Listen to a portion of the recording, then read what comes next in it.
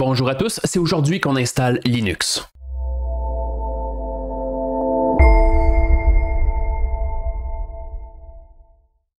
Alors, nous installerons Linux aujourd'hui et de deux façons. En premier dans une machine virtuelle avec VirtualBox, mais aussi en dual boot, donc avoir sa propre partition avec Linux et quand même pouvoir conserver Windows et y accéder. Et en préparation de la vidéo, j'ai fait beaucoup de tests avec la machine virtuelle, puis c'est pas la meilleure expérience. Il y a des bugs, les choses se comportent pas de la bonne façon. Au niveau des performances, c'est pas super. Je vais donc vous recommander par-dessus tout d'utiliser le dual boot pour faire l'expérience de Linux. Disons que la machine virtuelle, pour juste ouvrir, tester quelques trucs, ça fonctionne. Et pour travailler activement, c'est pas super. Ceci étant dit, on installe Linux maintenant. On débute alors, on doit aller chercher le ISO, donc ce qui nous permet d'installer Linux, peu importe si on utilise une machine virtuelle ou un dual boot. Manjaro.org, j'irai dans les downloads. Ici, Official Editions, on a les trois serveurs de Desktop Environment, j'utiliserai XFCE, c'est ce que plus minimal et simple, je vous le recommande aussi. Et soit qu'on a l'installation full ou minimale. Full, il y a beaucoup de logiciels par défaut qui sont là, disponibles d'installer. Si vous voulez commencer à travailler, je peux vous le recommander. J'irai avec la version minimale pour installer les choses manuellement puis mieux vous montrer comment Linux fonctionne. Alors, download minimal image. Voilà, terminé de télécharger. Je vais m'adresser surtout à ceux qui veulent faire le dual boot. Je vais devoir maintenant prendre ce ISO et l'installer sur une clé USB parce que plus tard, le PC, on va le redémarrer et on va lui dire de faire le boot sur la clé USB au lieu de votre disque. Clé USB ici, on la met dans la machine. Et ensuite, je peux pas tout simplement prendre cet ISO et le mettre sur ma clé USB. Je dois faire ce qu'on appelle une sorte d'installation, un mount. Et ça, on peut faire ça avec plein de logiciels gratuits. Je vous recommande d'utiliser Rufus. C'est vraiment simple à utiliser. Rufus.ie. Alors, pour mounter notre ISO, on va pouvoir utiliser ici la version 3.18 à 1.3 MB. C'est léger. C'est parti, et c'est bien, on n'a pas besoin d'installer. Ici, on va pouvoir choisir notre clé USB. Je vous l'ai pas dit, mais pas besoin d'avoir une grosse clé USB. C'est quoi? C'est 4 GB ce que j'ai, donc vraiment pas grand chose. Alors le disque, c'est bon. Je dois ici sélectionner mon ISO. Select Manjaro XFCE. Oui, bien sûr. On est prêt? Je suis prêt aussi. Start. Alors là, Rufus installe le ISO sur ma clé USB. Pour ceux qui vont faire le dual boot, comme je disais, après que ça va être fait, vous allez devoir redémarrer la machine et booter sur la clé USB. Puis ça dépend des cartes mères que vous allez utiliser, mais en général, c'est souvent F2 la touche ou Delete pour aller dans le menu de BIOS, qu'on appelle le BIOS, et vous allez devoir trouver votre clé USB pour booter. Et ça, quand ça va être terminé, je vais montrer maintenant la partie avec la machine virtuelle puis comment qu'on peut setter tout ça. C'est terminé. Ceux qui font le dual boot, c'est le temps de redémarrer, d'aller dans le BIOS et d'utiliser la clé USB pour démarrer l'ordinateur. Maintenant, je m'occupe de la machine virtuelle pour ceux qui veulent essayer sur cette route. Ceux qui font le dual boot, vous allez pouvoir skipper probablement cette partie-là. On se revoit tout à l'heure. La machine virtuelle qu'on va utiliser, VirtualBox, download. Vu que j'ai Windows en ce moment, Windows Host. On télécharge, on installe et installation typique, rien de spécial, peut-être pas de raccourci. Suivant, oui, installer, puis ça se fait. Terminé, et oui, démarrer. VirtualBox, on peut maintenant émuler des ordinateurs. Je vais me faire une nouvelle machine. Nouvelle. Le nom, Manjaro XFCE aussi, peut-être bien que je devrais le spécifier. De type Linux, version, c'est basé sur Arch 64 bits, alors c'est ce que je vais sélectionner. Suivant, la taille de la mémoire que vous allez vouloir utiliser. Bon, je vais mettre quoi, à peu près 8 GB, une affaire comme ça. Disque dur virtuel maintenant, par défaut. Oui, VDI, parfait. Dynamiquement alloué, tout à fait. La taille du disque dur.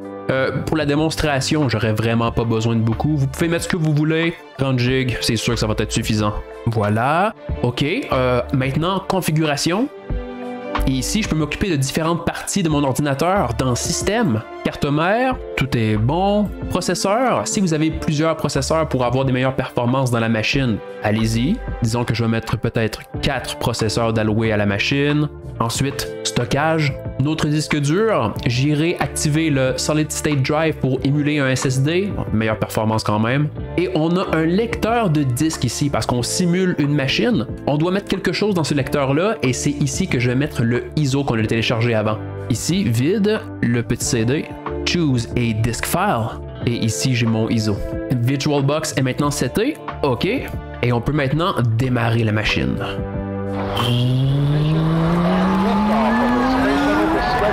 Et nous voilà maintenant bootés sur l'ISO de Manjaro. Donc, re-bienvenue à ceux qui font le dual boot. Nos chemins se recroisent. Si vous avez bien fait les manipulations, vous devriez voir cet écran-là. Ceux qui sont en machine virtuelle, on va mettre ça en plein écran, mode, plein écran.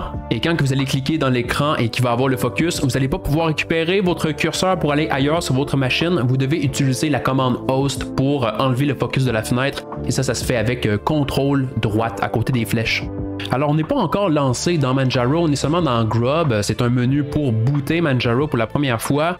Soit qu'on boot avec les drivers open source ou bien propriétaire. On veut juste installer Manjaro, donc on peut très bien utiliser les drivers open source. Et puis là, on démarre.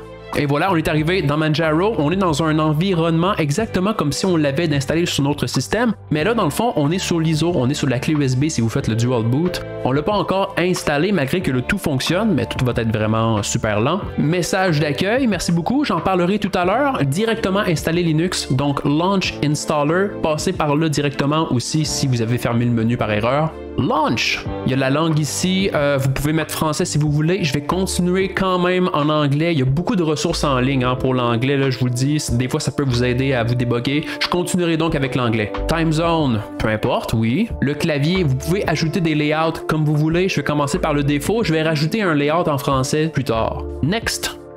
Et maintenant, pour installer sur le disque, moi j'ai un disque virtuel de 30 Go que j'ai alloué sur ma machine virtuelle. J'ai tout simplement à faire Erase Disk et ça va tout simplement installer Manjaro. Si vous êtes dans un dual boot ici, probablement que vous allez avoir l'option installer avec Windows, partition séparée, un truc qui sonne comme ça. Vous allez pouvoir choisir cette option-là et déterminer la taille sur le disque que vous voudrez installer. Alors pour ma part, Erase Disk, il n'y a rien d'autre à faire. On va faire Next. Le nom de la machine, Tony.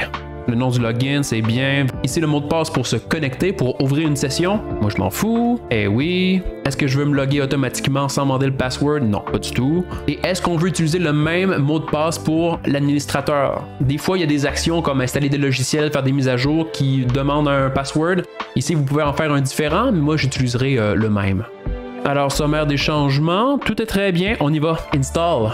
Oui. Pendant que ça installe, on peut déjà explorer un peu Manjaro, tout fonctionne. Donc c'est un peu comme Windows, hein. En bas ici, on a un menu démarrer avec des catégories. Il y a des logiciels que j'utiliserai pas maintenant parce que sur le ISO, ça fonctionne pas super bien. On a le folder Home, le Home qui est le dossier personnel sur votre ordinateur, c'est l'équivalent des documents sur Windows. Mais attention, le Linux Magic, ça commence ici. Saviez-vous qu'on peut faire des tabs? CTRL-T. Donc dans mon Explorer ici, j'ai Desktop.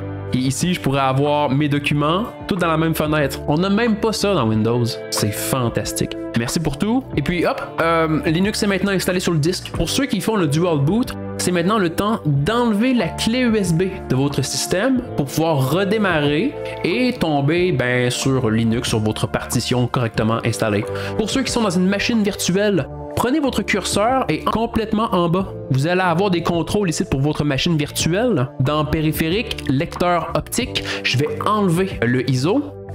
Éjection forcée. Et ça, c'est l'équivalent d'enlever la clé USB. Et maintenant, on peut redémarrer. Restart. Done. Et là, ma machine virtuelle ne redémarre pas. Pour forcer le redémarrage, curseur en bas, machine, redémarrage. Voilà, on est dans l'écran de login avec votre nom d'utilisateur. J'ai mon mot de passe et login. Et voilà, on retourne maintenant dans Linux, mais là on est sur le disque, on n'est pas sur le ISO.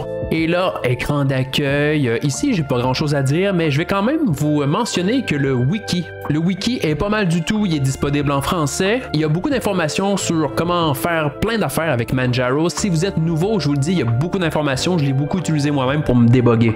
Sinon, je vous laisse explorer.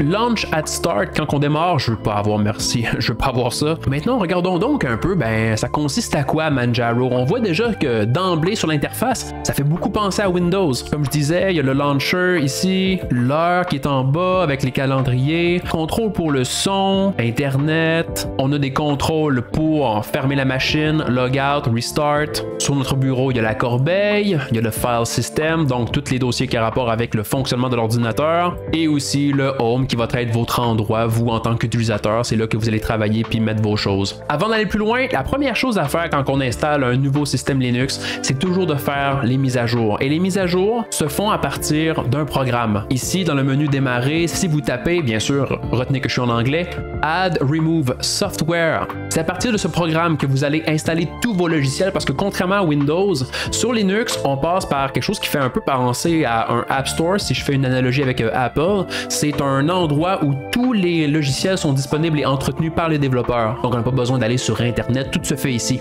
Je vais réinstaller maintenant, je vais aller dans Update. On voit que j'ai pour 954 MB d'update. Alors on va faire ça maintenant. Alors Apply, le mot de passe de l'administrateur. Sommaire des nouveaux paquets qui vont être téléchargés. Très bien, apply. Quand on laisse ça aller, ça télécharge. Terminé. Je peux maintenant redémarrer pour appliquer les changements. Et nous avons redémarré, login, tout est bon. Le système est mis à jour. Et une dernière petite étape avant de continuer, sécuriser le système. On va activer le pare-feu. Dans le menu démarrer, tapez Firewall. Firewall Configuration. Pour changer les paramètres, on doit s'authentifier avec le mot de passe.